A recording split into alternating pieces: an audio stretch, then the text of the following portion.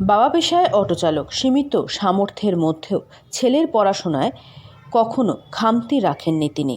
সেই পরিশ্রম ও অধ্যবসায়ের ফল মিলল মাধ্যমিকের ফল প্রকাশে। এবারের মাধ্যমিক পরীক্ষায় ভালো ফল করে কালচিনি ব্লকে সম্ভাব্য তৃতীয় স্থান অর্জন করেছে কালচিনি স্টেশন লাইনের বাসিন্দা সুমন ঘোষ। আর একটু বেশি হতো ফিজিক্যাল সায়েন্সে, হয় নাই।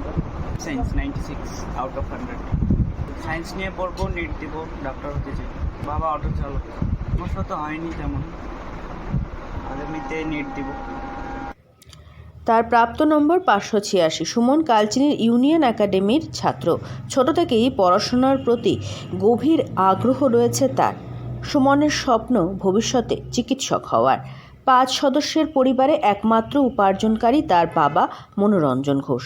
অটো চালিয়েই সংসার চালানোর পাশাপাশি ছেলের পড়াশোনার খরচ চালিয়েছেন তিনি। ছেলের এই সাফল্যে স্বাভাবিকভাবেই খুশির আবহ পরিবারে। সুমনের সাফল্য এলাকার বহু ছাত্রছাত্রীকে অনুপ্রাণিত করবে বলে মনে করছেন স্থানীয়রা। তবে এত ভালো ফলের মধ্যেও কিছুটা আক্ষেপ রয়েছে সুমনের। তার কথায় আরও কিছু নম্বর পেলে তার ভালো লাগতো। ভবিষ্যতে আরও মন দিয়ে পড়াশোনা করতে চায় সে। চিকিৎসক হতে চায়, দরিদ্রদের সেবা করতে চায়। চা বলয়ে চিকিৎসকের অভাব রয়েছে। এই চা বলয়ে চিকিৎসা তিনি দিতে চান বলে জানিয়েছেন। সুমন বাবার পরিশ্রম ব্যর্থ হতে দেবে না বলেও জানিয়েছে। সুমনের পরিবারের কথায় মাধ্যমিক পরীক্ষার প্রস্তুতি নেওয়ার জন্য সেরকম প্রাইভেট টিউটর দিতে পারেননি তাকে তারা।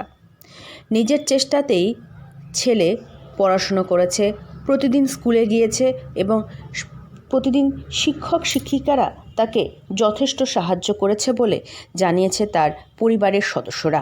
আলিপুরদুয়ার থেকে অনন্যাদের রিপোর্ট, লোকাল 18 বাংলা।